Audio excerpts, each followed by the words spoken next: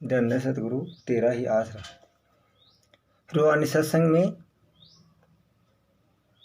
आपकी सेवा में अर्ज कर रहे हैं वाहिगुरु संग मंजलिस भाग 1। देखिए, देखने की बात ये अपने शरीर के 3 प्रारूप है। ये पहला हो गया स्थूल शरीर, जन्म लेता है, ये जवान होता है, बुढ़ा होता है, और ये स्थूल शरीर ही मिट्टी का शरीर माटी वापिस मिट्टी में तब्दील हो जाता है। इसको परेशान करने का है, ये काफ़ी परेशानी, घोर विपत्ति जो भी कारण है वो ये कारण शरीर, इस शरीर के प्रारूप है स्थूल शरीर, कारण शरीर, सूक्ष्म शरीर। स्थूल शरीर आपके सामने दिखाई दे रहा है, ये स्त्री का हो चाहे पुरुष का हो, चाहे तरह जगत में किसी भी शरीर, किसी भी जानवर, जीव जंतु, पशु पक्षियों का हो, ये जीवात्मा इसके अंदर निवास करती है।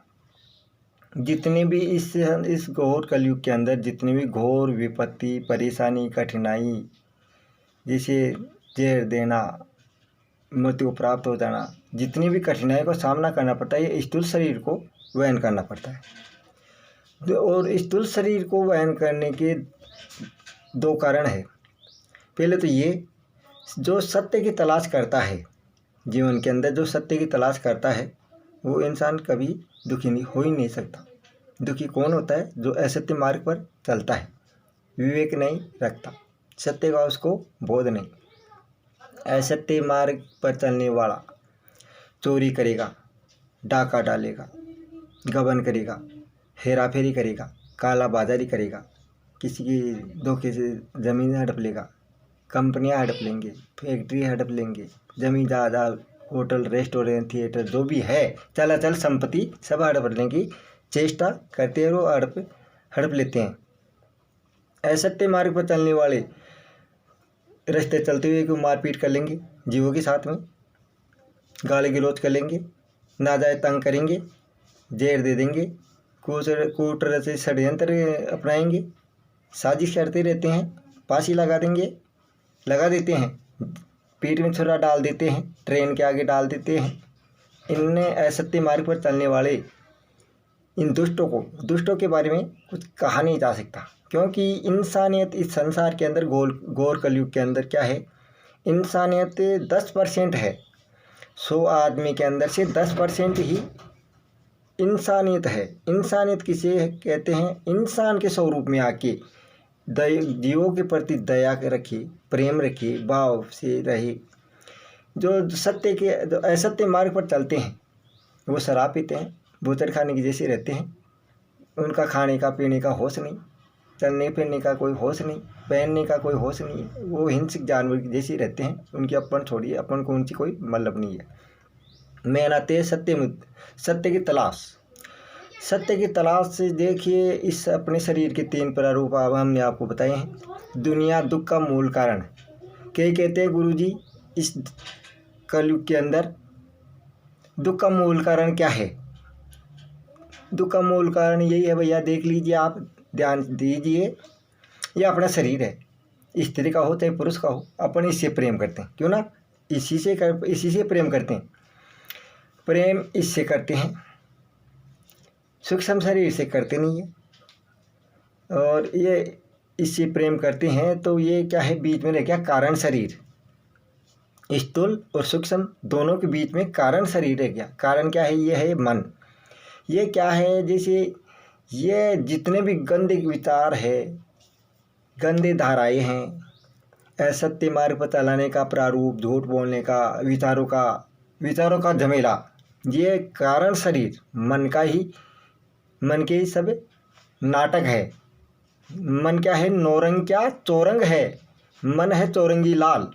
इस मन से बचने के लिए इंसान को क्या है, अपन ये मन बहुत छल कपट जैसी व्यवहार करता है। मन क्या स्थिर नहीं रहता। तो इस मन रूपी घोड़े को लगाम केवल सतगुरु जी के नाम से ही लग सकती है। ऐसे क्या है, इसके लगाम लगने वाली नहीं है। ये क्या, अपन सूक्ष्म शरीर तक सिमरन के माध्यम से सूक्ष्म शरीर तक पहुंचने की चेष्टा रखते हैं। जो दोनों जहान के मालिक सतगुरु जी का नाम ले रखा है, वो सिमरन करता है, दोनों जहान के मालिक के नाम की बंदगी करता है, सुबह शाम 1 घंटा सुबह 1 घंटा सुबह। 1 घंटा रात्रि को, 1 घंटा सुबह, दोनों वक्त सिमरन करता है। ये एक श्वास की कीमत 1 करोड़ रुपये बताई गई है। अगर निकल गया श्वास, बिखर गई का इस शरीर से अपन, ये श्वास रूपी डंडा टूट गया, काया बिखर जाएगी। ये 5 चीज़ों से बना हुआ है, अग्नि, जल, वायु, मिट्टी, आकाश। अब ये शरीर क्या है, ये समय अवधि के लिए ही रहता है। समय अवधि के लिए दोनों जहान के मालिक की मेहर से अपने को इंसान की दी मिली थी 84 लाख योनि के बाद में। तो अपन उसका अपन बंदगी किए नहीं, अपनी ज़िंदगी हो गई गंदगी, अपन वापस नारकुंड में आ गए। 1000 वर्ष वहाँ अपने हिसाब का लेखा जोखा होने के बाद में काल वापस जीव, इस शरीर जीवात्मा को, सूक्ष्म शरीर जीवात्मा को वापस मुट्ठी में पकड़ के कई सारी परेशानियाँ होगी, वहाँ लेखा जोखा होगा। नेकी बद्दी तो फरिश्ते रहते, सदैव लिखते रहते, बोलते नहीं थे, बोलते नहीं है फरिश्ते, सदैव अलर्ट रहते हैं। तो अपने कर्मों का फल भोगने के बाद में 10 पीढ़ियाँ गुजर जाती है, 1000 वर्ष निकल जाते हैं। उसके बाद में ये काल चक्कर, काल महाकाल आदमखोर, ये जीव को वापस 84 लाख योनियों के चक्कर में डाल देगा। तो इंसान को सदैव सत्य की तलाश करनी चाहिए। सत्य की तलाश ही जब आप सत्य की तलाश करते करते क्या एक रोज सत्य का पता ही चल जाएगा। चिता मुर्दे को जलाती है, चिंता जिंदे जीवित आदमी को जलाती है। चिंतन, चिता और चिंता दोनों को नष्ट करता है। चिंतन क्या, दोनों जहान के मालिक सतगुरु जी के नाम का सिमरन करने से ही उसी की चिंता उसी का चिंतन करना चाहिए, उसी की लगन करनी चाहिए।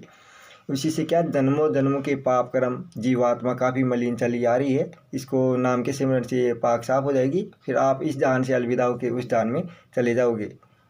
आपको जन्म मरण का चक्कर ख़त्म, आप उस दोनों जहान के मालिक सतगुरु मौला की दरगाह चौथे लोक में चले जाओगे। तो इंसान को हो सके जहाँ तक सदैव जीवों की सेवा करनी चाहिए। ये क्या है, आवरण।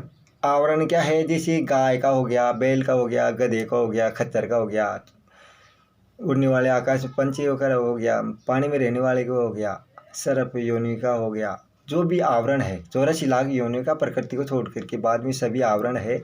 इनके अपन निस्वार्थ भाव से प्रकृति की भी सेवा करनी चाहिए, पानी वानी देना चाहिए, साफ़ सफाई रखनी चाहिए, उस पर कुल्हाड़ी नहीं चलानी चाहिए, इंसानियत बनाए रखनी चाहिए। ये 84 लाख योनियों का जो माजरा हमने पूर्व में कई भागों में डाला है, तो आप देख लीजिए। तो इन जीवों की पेड़ प्रकृति है, इनकी अपन सेवा कैसे करें। कई मूर्ख आदमी से सोचते प्रकृति अपन सेवा कैसे करें। पेड़ है, किसी भी प्रकृति, किसी भी प्रकार का पेड़ हो, फल देने वाला हो या न देने वाला हो, अपन निस्वार्थ भाव से उसमें साफ सफाई रखनी चाहिए, पानी देना चाहिए, कुल्हाड़ी नहीं चलानी चाहिए। 30 लाख बाद में ये जितने भी जीव है, ये सब जीव तो प्रकृति में भी है, लेकिन ये बाद में जैसे उड़ने वाले, चलने वाले, रेंगने वाले जो भी है 84 लाख योनियों का ये माजरा, जीवात्मा अपना जीव युगों युगों से इस मलिनता में चल रहा है। एक आवरण से दूसरे आवरण में जाना, दूसरे आवरण से तीसरे आवरण में जाना, तीसरे आवरण से चौथे आवरण में जाना। ये क्या है, योनि परिवर्तन, ये होता रहता है। समय अवधि के लिए होता है, समय अवधि के बाद में नष्ट हो जाता है, दूसरी योनि में चला जाता है। तो ये क्या है, ये इन सब जीवों की सेवा करनी चाहिए। बाकी इंसान का शरीर 84 लाख योनियों में सर्वश्रेष्ठ इंसान का शरीर माना गया है। तो इंसान को सदैव इंसान में इंसानियत है, तो इंसान की सेवा करनी चाहिए। गरीब हो, बेबस हो, लाचार हो, बेसहारा हो, पशु हो, पक्षी हो, जानवर हो, निस्वार्थ भाव से सेवा करनी चाहिए। अगर आप ज़्यादा पैसे वाले हो तो झुग्गी झोपड़ी मकान बना के दीजिए, खाने को दीजिए, पहनने को दीजिए, रहने को दीजिए। आपका कर्जा हो गया इस जहान में, तो नीचे वाला मजदूरी नहीं रोकता, ऊपर वाला कौन सा छप्पर लगा हुआ आसमान पर, आपको आप कर दोगे, वो मन देने के लिए तैयार बैठा है। यकीन नहीं है तो करके देख लीजिए। इंसान को सदैव सत्य की तलाश करनी चाहिए। सत्य दोनों जहान के मालिक सतगुरु जी का नाम है, और अपना दुख का मूल कारण यही है, अपन असत्य से प्रेम करते हैं, नाश होने वाली चीज़ों से अपन प्रेम करते हैं, ये अपने दुख का मूल कारण है। अविनाशी, दोनों जहान का मालिक अविनाशी, जिसको अग्नि जला नहीं सकती, पानी नहीं गला सकता, हवा नहीं उड़ा सकती, ऐसी अविनाशी दोनों जहान के मालिक परम पिता परमेश्वर सतगुरु मौला से प्रेम करना चाहिए। उसकी बंदगी करोगे तो आप इस दो एक काल चक्कर इस गंदगी से निकल के, इस नरकुंड से निकल के आप इस जहान से अलविदा होके उस जहान में चले जाओगे। धन्य सतगुरु तेरा ही आसरा।